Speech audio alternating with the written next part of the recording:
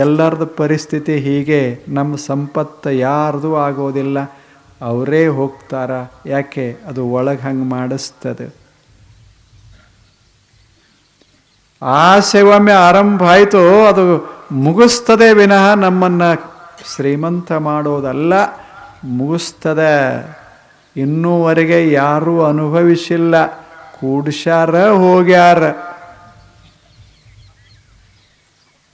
ಕೂಡಿಸ್ದವ್ರೆಲ್ಲರೂ ಹೋಗ್ಯಾರ, ಕೂಡಿಟ್ಟಿದ್ದು ಉಳ್ದದ ಅಷ್ಟೇ.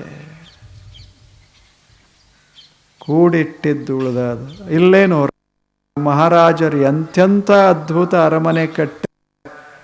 ಏನು ಅರಮನೆ, ಎಷ್ಟು ವೈಭವ, ಅದರಲ್ಲಿ ಭಾಂಡಾರ ಎಂಥದು. ಆದರೆ ಹೋಗ್ಯಾರ ಅಷ್ಟೆ. ಅದಕ್ಕಾಗಿ ಯುದ್ಧ ಮಾಡ್ಯಾರ, ಅದು ಮಾಡ್ಯಾರ, ಎಲ್ಲ ಮಾಡ್ಯಾರ, ಹೋಗ್ಯಾರ.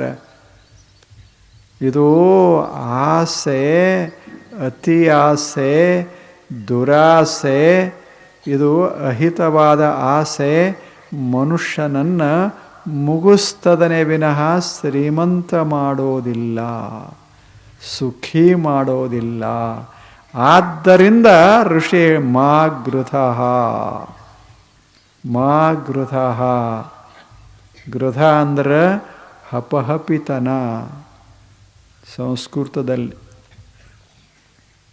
ಹಪಹಪಿತನ ಇರ್ತದ, ಆದರೂ ಹಪಹಪಿತನ ಹೋಗೋದಿಲ್ಲ.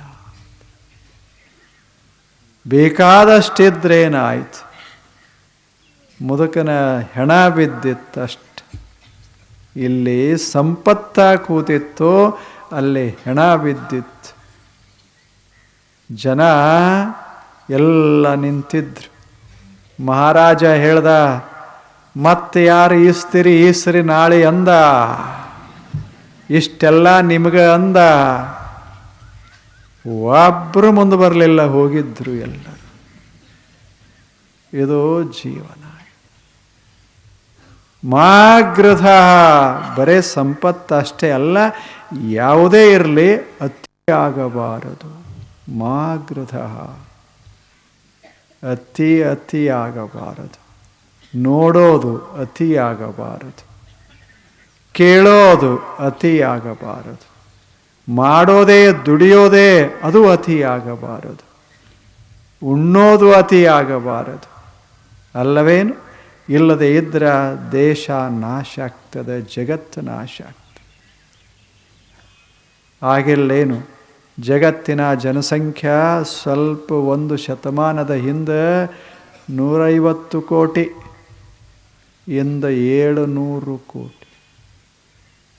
ಭಾರತ 30 ಕೋಟಿ ಇಂದ 124 ಕೋಟಿ. ಅತಿ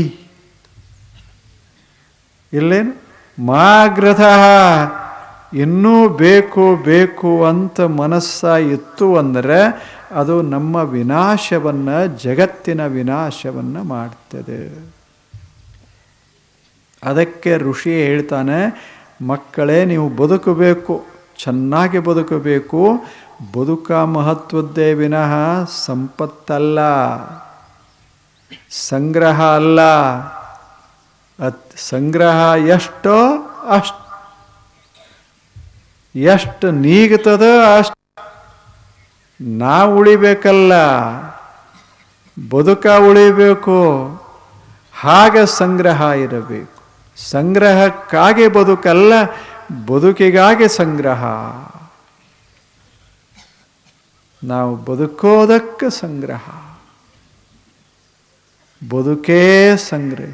ಏನು ಮಾಡ್ದ? ಗಳಿಸ್ದ